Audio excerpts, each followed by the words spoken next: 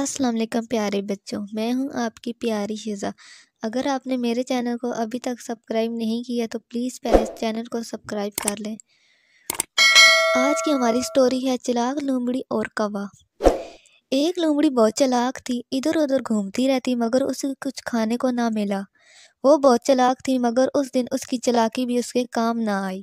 وہ جہاں بھی جاتی یہ کہہ کر شور مچا دیتے چلاک لومڑی آ گئی۔ وہ گھبرا کر بھاگ کھڑی ہوتی مگر کب تک بھاگتی، بھوک نے تو اس کو پریشان کر دیا تھا۔ وہ حیران تھی کہ اس نے ایک درخت کی ٹہنی پر ایک کوے کو بیٹھا دیکھا۔ اس کی چونچ میں ایک گوشت کا ٹکڑا تھا۔ لومڑی کے منہ میں بھی پانی بھر آیا مگر درخت کی اونچی ٹہنی کی وجہ سے وہ اسے گوشت کے ٹکڑے کو چھین نہیں سکتی تھی۔ لومڑی تھی بھی بہت چلاک، اس کی سمجھ میں ایک ترکیب آ گئی۔ اس نے کوے کو مخاطب کر کے کہا، بھائی واہ، تمہاری صورت کیسی اچھی ہے، کیسے خوبصورت پر ہیں تیرا رنگ تو لاکھوں میں ایک ہے، چمکدار۔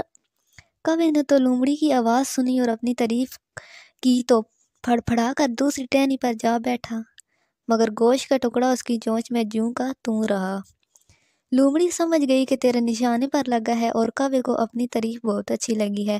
اس نے کہا، تو نے جیسی صورت پائی ہے تیری سیرت بھی ویسی ہی ہے اور پورے جنگل میں مشہور ہے کہ جب تو اڑتا ہے تو سب پرندوں سے الگ نظر آتا ہے، اور تیری چونچ تو ایسی ہے جیسے چاند کا ٹکڑا۔ کعبہ بہت خوش ہوا اور اچھل کا ذرا نیچے ٹہنی پر آ کر بیٹھ گیا مگر اب بھی بہت اونچی جگہ تھی، پر لومڑی وہاں تک چھلانگ نہیں لگا کر جا سکتی تھی۔ اب لومڑی نے اپنی باتوں کا نیا رخ دیا اور کہنے لگی، اگر تیری آواز بھی خوشنما ہوتی تو دنیا میں تیرا ثانی نہ ہوتا، مگر قدرت نے تجھے اچھی آواز نہیں دی، اس کا مجھے بہت افسوس ہے۔ کوے نے یہ سنا تو اس نے سوچا کہ لومڑی نے اس کا گانا نہیں سنا، اس لیے وہ اس کی آواز کے بارے میں شک کرتی ہے۔